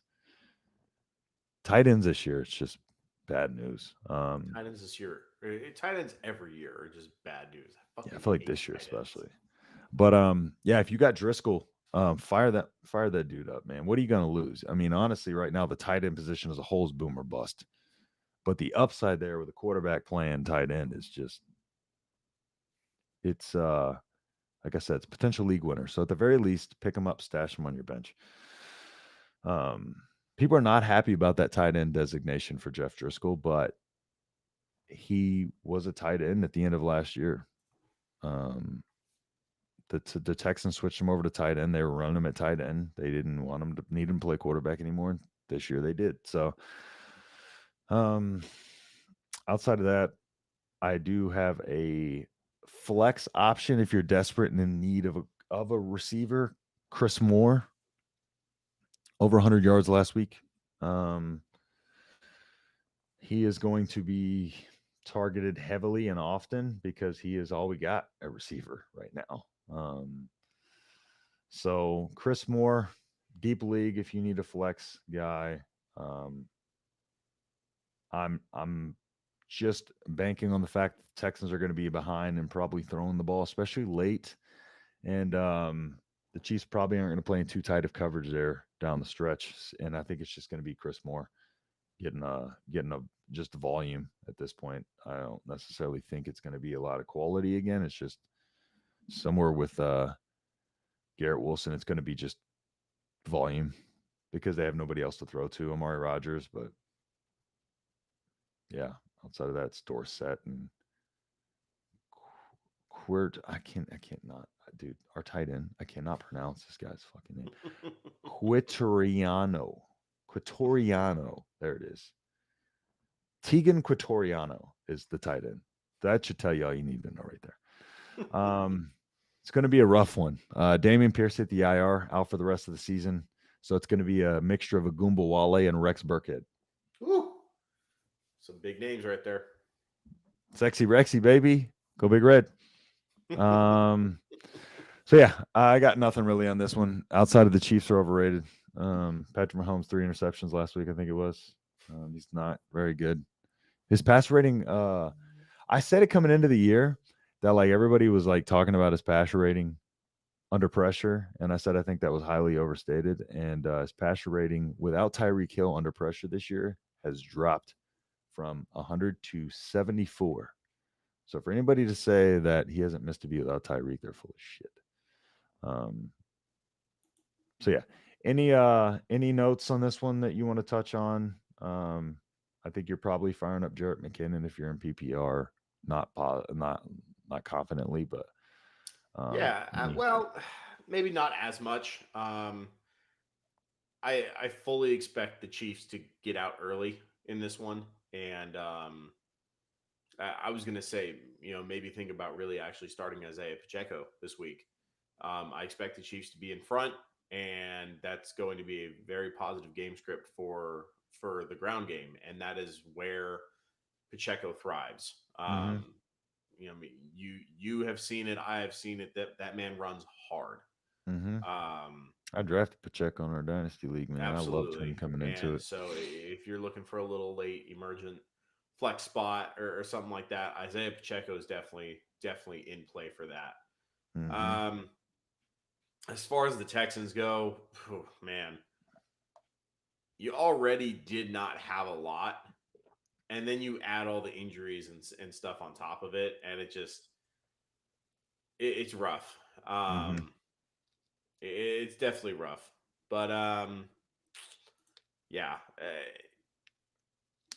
I know you have the deeper knowledge of the Houston Texans, so I'm gonna let you talk on that. But I'm probably staying away from any person in a Houston Texans uniform. Yeah, they're just bad, man. Like, you're on to 2023 for them. Yeah. The only people I'm touching in fantasy again are Driscoll if you're in a Yahoo league, just because of the QB upside, and then Chris Moore if you're desperate at a receiver position, solely based on the fact that he's one of the 3 receivers we have to throw the ball to. Yeah. So if we get down, it's going to be heavy targets for him. But yeah, I'm expecting the 50-50 split between Driscoll and Davis Mills again this week. Davis Mills, I think, had 9 carries, or Driscoll had 9 carries for 30-something yards, did throw a touchdown, but yeah, we won't spend too much time on that. I know I'm jumping ahead, but I'm on a bye this week. Any other suggestions on stashes for next week? Well, first things first, congratulations on your bye week. Yeah. Good. Picked up Driscoll. Oh, yeah. What was your tight end option outside of Driscoll? Who did you have before you picked up Driscoll? I was curious to know that. 8-team league, yeah, stacked. 8-team league, man. Those are fun, but like super annoying because every team's so good. All right, so while we're waiting on that, we'll go ahead and I'll bump over into the next game. Arizona, Denver. Oof. I don't know what's going to be worse, Arizona, Denver, or Pittsburgh and Carolina. You got Colt McCoy going for the Cardinals, Brett Rypien going for the Broncos. Battle of the backups. Disgusting. Rypien's passer rating under pressure is 4.9. Hey, I don't know if I've ever. That's only slightly above you and me. I don't know if I've ever seen a passer rating under pressure that low. Yikes. Colt McCoy be a solid starter for the Cardinals, but he's going against a tough defense this week. Broncos have a top 10 defense, 32nd ranked offense though. So Denver's 2-point favorites. I don't know. I couldn't. If you had a gun in my head and asked me who's going to win this game, I wouldn't even answer the question. I'd tell you to pull the fucking trigger. Yeah, I wouldn't even answer the question. That's what I'd rather do that than watch this game. Over unders 37, about expected. Again, Marquise Brown was questionable, but is expected to play. Broncos injury notes. Not a whole lot. Courtland Sutton's out, of course, but yeah, not much. Jerry Jeudy. What a week last week for Jerry Jeudy. with the Glad old to see hat him come trick. back. Yeah. So I mean, of course you're still firing up Judy and Dulcich. You just gotta hope Ripien can get him the damn football. Latavius Murray again, not a fan of. Yeah, this one's just. I mean, you're firing up D Hop. Outside of that, Marquise, or if you're desperate, Trey McBride. I mean, I don't know why they don't try to target him more and get him into the offense. I mean, again, he's a second round pick. The dude's athletic. They're just not getting him the ball. Yeah, Marquise, D Hop. Yeah, you're firing up D Hop no matter what. You're hesitantly firing up Marquise depending on the situation. But outside of that, this is pretty much a abysmal fantasy game, unless you have the Broncos defense or the Cardinals defense. But any notes on this game from you? No, in fact, I want to petition the NFL, write them a petition and say, hey, maybe remove these types of games and just give us another Bills Dolphins. Mm-hmm. That's really all I got with this. Yeah, let's have them rematch. Yeah, absolutely. This game, much like the Steelers and Panthers and Saints and whatever dog shit they're playing, like it's so rough because you have like the skill gap between the top and the bottom of the league is just insane. Yep. But then when you break it down, even the bottom talent in the NFL is miles above whatever amateur like competition you have. Fuck, man. This is also the time of year where injuries are really playing a part as teams try to make that last final stretch for the playoffs. And so you have a lot of players, a lot of the bigger name players too, that are going to try and push through injuries, which could later re-aggravate it or just worsen it altogether. Or you have the better teams that are sitting your starter or sitting the banged up guys in hopes to get them ready for the playoffs. Mm-hmm. Damien, we'll a question in just a second. Yeah. We can go right to the question because I really have no individual point on this game. Okay. So standard league, there's at least two of them. Hey. So non-PPR, RB1 and RB2, Mixon, Connor, or Pacheco. What are you thinking?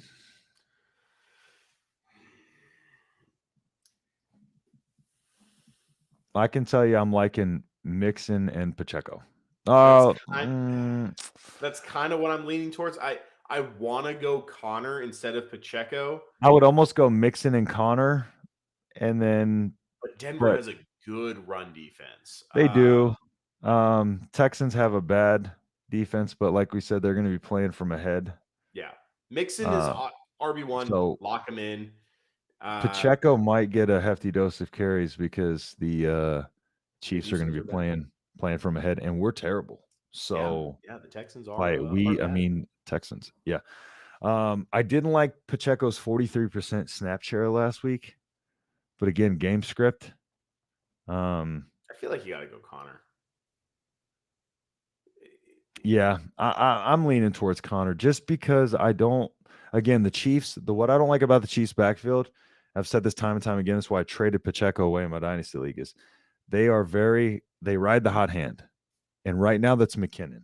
So coming into this week, right, you think it would make sense that Pacheco would get the heavy share of the snaps, but then at the same time, they're probably going to ride the hot hand in McKinnon because they can't quit McKinnon for whatever reason. Yeah. So yeah, give me Connor and Mixon. Yep, I agree. So, but it's a toss up between Pacheco and Connor, but I'm slightly leaning Connor this week. Cool. Thanks for the question though. And then so you had Kittle. Yeah, Kittle didn't do anything this week. Pat Fryermuth to pick up Driscoll. Pat, yeah, I am perfectly comfortable if you got Kittle and Driscoll coming into the last couple rounds of your playoff. I like that combination because Kittle hasn't been solid this year either. And depending on if Driscoll becomes the starting QB of the Texans, Driscoll's an easy play there. So thanks for the questions. Feel free to keep popping them in as you need an answer. So, what are you looking at time wise? 20 minutes. Okay, cool. We got about 20 minutes. So let's maybe start rapid firing some of these matchups here. Yeah. So, New England, and so we got 4 games left to go over. So New England and the Vegas Raiders. Vegas Raiders 2-point favorites. Josh Jacobs physically ailed. What's your thoughts on this one?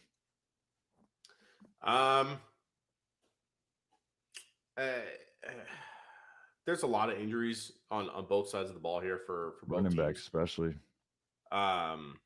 If Ramondre Stevenson is out or if he's hindered in any way, consider firing up Pierre Strong. Pierre Strong looked amazing last week when he stepped in after Ramondre went down, and very well could be, a good option. Looks like Damian Harris has been ruled out, is what I'm seeing. Yep. Says Patriots could be leaning more on rookies Kevin Harris and Pierre Strong Jr. Might also consider bringing J.J. Taylor up from there. I wouldn't be considered about him. Yeah. Out of all those names, Pierre Strong would be the one that I would really focus on if you're in an emergency situation. Patriots running backs have never been a good backfield to really try and predict. But out of all of them, if Ramondre is a no-go, I'm rolling Pierre Strong out there for sure. That's really what I had on this one. It's like the Raiders are a 2-point favorite, probably just because they're at home, honestly. Give me the Patriots +2 in this one. The Raiders literally are the epitome of you go out to the field at recess and you go and play football. Like you're throwing the ball around every which way. There's no actual structure to anything that this team does. Yep. And especially if you're one of your 2 actual weapons in Josh Jacobs is hurt against a already decent Patriots run defense. Yeah.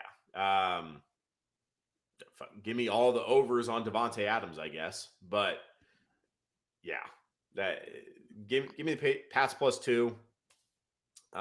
Mac Jones is still dog shit. So is Derek Carr. Just more dog shit on dog shit, really. Yep. And we do have a question. Trey, welcome what's back. up, Trey? How's it going, man?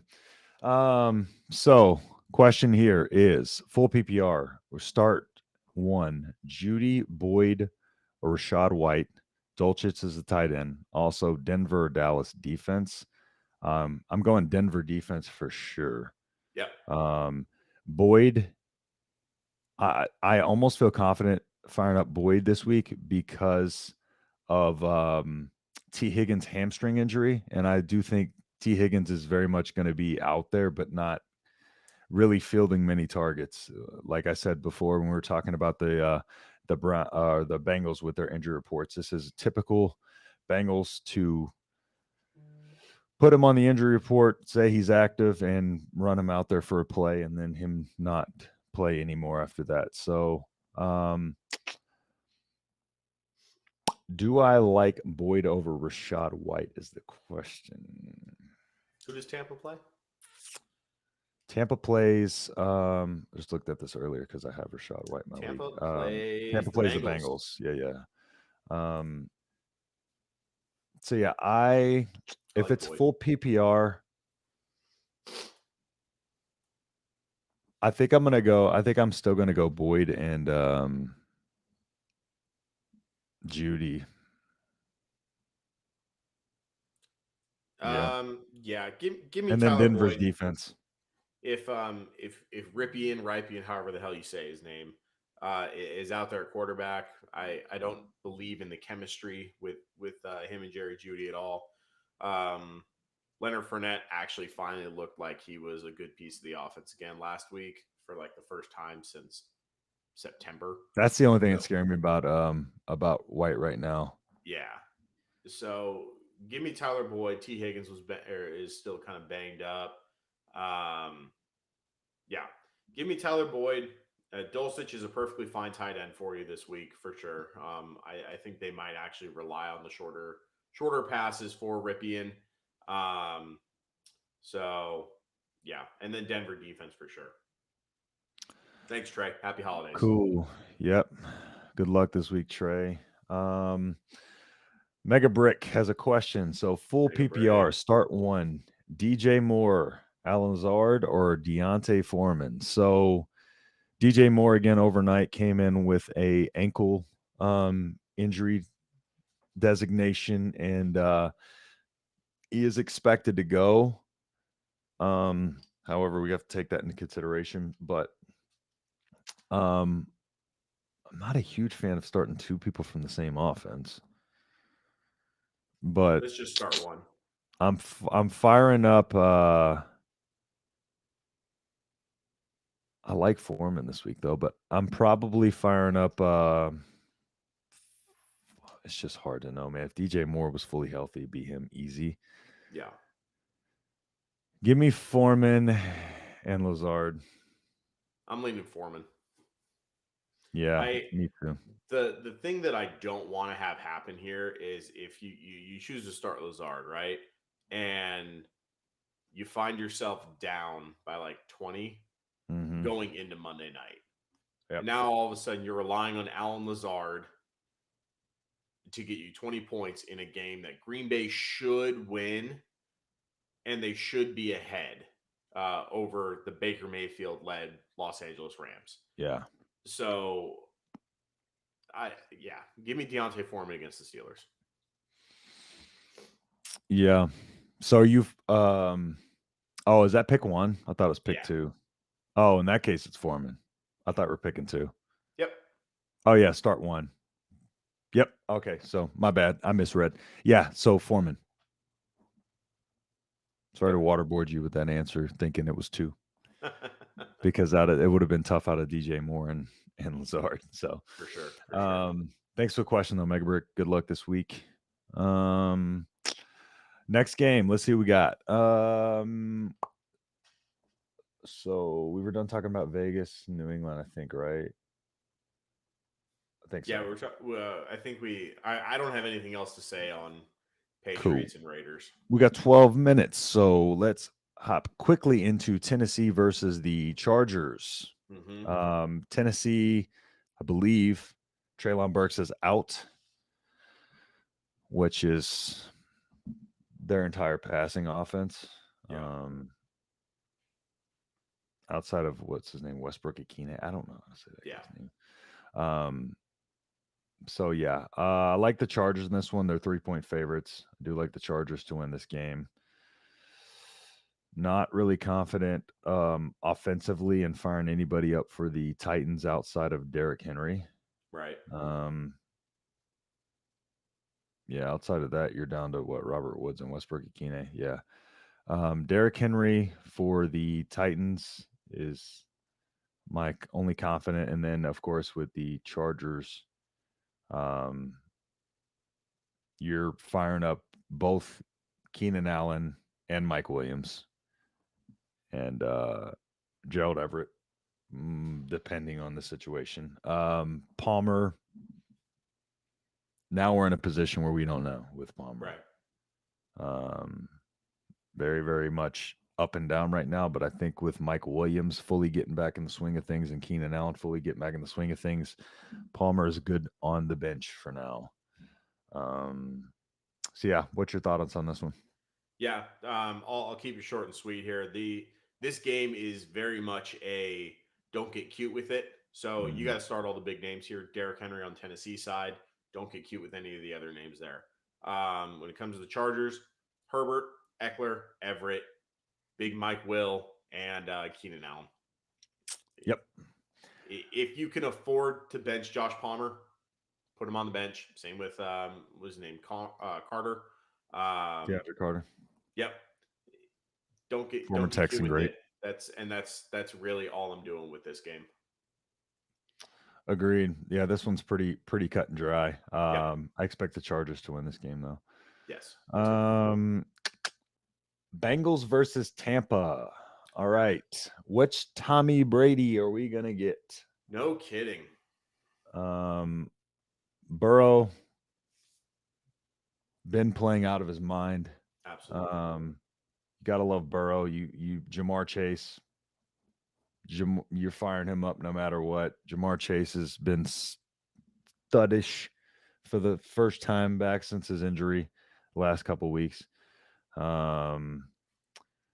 Especially with Higgins banged up, you're probably going to get a heavy dose of Jamar Chase, and then Tyler Boyd's going to be mixed in there. Mixon, you're playing Burrow 100%. You already know that. Burrow's a no doubter, no matter what. Rachaad White again. We're talking about more so Uncle Lenny kind of pulling back in there a little bit, leaving Rachaad White kind of very. To put in perspective, I had a Rachaad White versus Zonovan Knight dilemma in my Yahoo league, and I'm firing up Zonovan Knight even with Zach Wilson as a starter. So I'm not super confident in Rachaad White this week, just because of the game script last week left me not feeling super confident about it.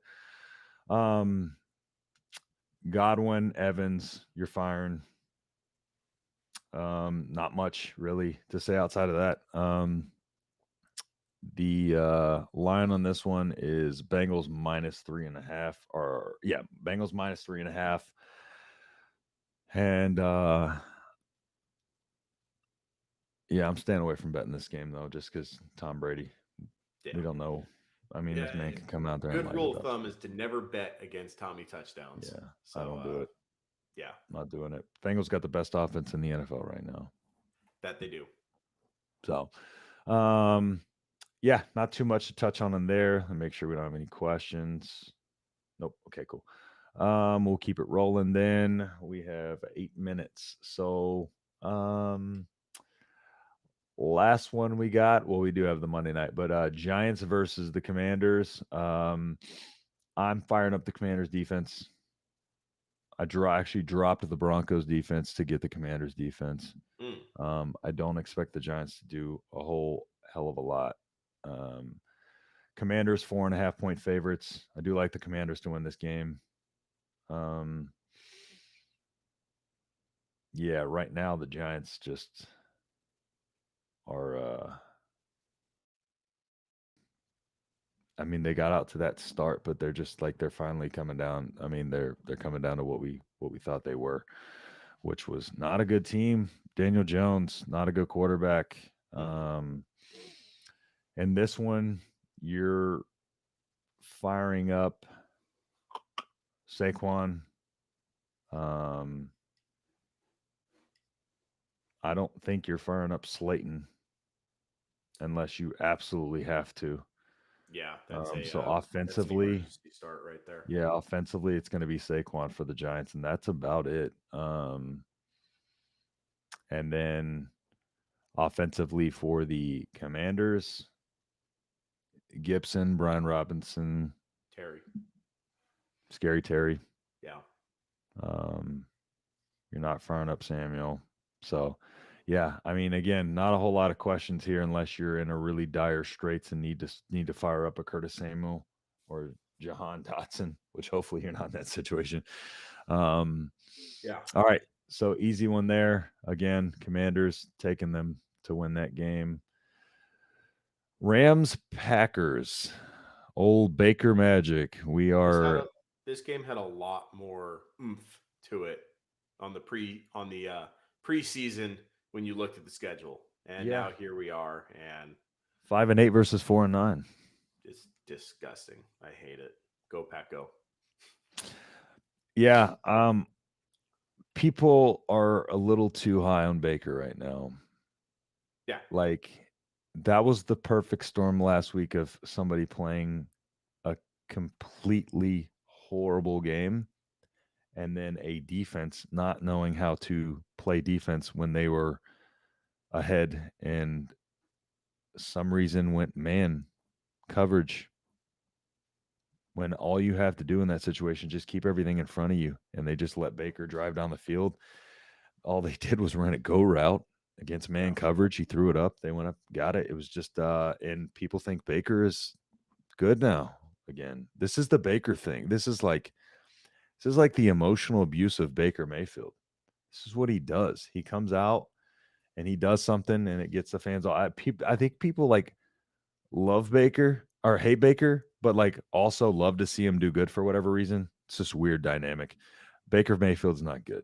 I know he had that moment last week. The moment scripted for Hollywood, but I like the Packers in this one, and Vegas does too by a lot. Vegas is definitely on board with the Baker, not hype train. 7-point favorites are the Packers. I do like the Packers to win. I don't like 7, but I think the Packers win this game. Thoughts as a Pack fan? Yeah. So one thing that I've been able to say that Green Bay has been decent at on defense, at least, is their secondary. Jair Alexander, he's been doing his thing this year for sure. And when you have the likes of both Allen Robinson and Cooper Kupp out, I mean, what do we really expect Ben Skoranek and Van Jefferson to do here? Probably not a lot. Cam Akers is not a good enough difference maker to really do anything. Kyren Williams has, I was in on the Kyren Williams train maybe like 5-6 weeks ago, and he just never really got off the ground. I'm still on the Kyren Williams train, but are you? Not right now. I got you. Future. Yeah, I got you. I think Green Bay's starting to find their stride. A little get right game against the rivals in Chicago. Shout out, by the way, now the number 1 winningest franchise in the NFL. Took that over from Chicago last week. And, Aaron Rodgers, he's been on the Pat McAfee show talking about how he's feeling a lot better health-wise. We got Devondre Campbell is back on defense now, back from his health thing. Elton Jenkins back on the O-line. They are going to be out David Bakhtiari this week, so there is, some concern there. But, I mean, wherever Green Bay's, holes are, LA has an equal, if not larger, hole. Deeper hole. Yep. So I fully expect Aaron Jones to be just outstanding this week. AJ Dillon has come up big time in these past couple weeks as well. It's glad to see. I'm glad to see them finally take my advice. I'm glad they returned my phone call when I was trying to tell them, hey, you have 2 good running backs. Use them. Christian Watson, Mr. Touchdown, is still going. Romeo Doubs is actually going to be coming back this week as well. And then, of course, you still have Allen Lazard, Robert Tonyan. If there is a moment for Green Bay to make one final push, it is now, because they are getting just healthy enough with the schedule. This is the game. This is the get right game. This is the game on national TV to really put a stamp on it. You're at Lambeau. 12 degrees. Monday night. What's that?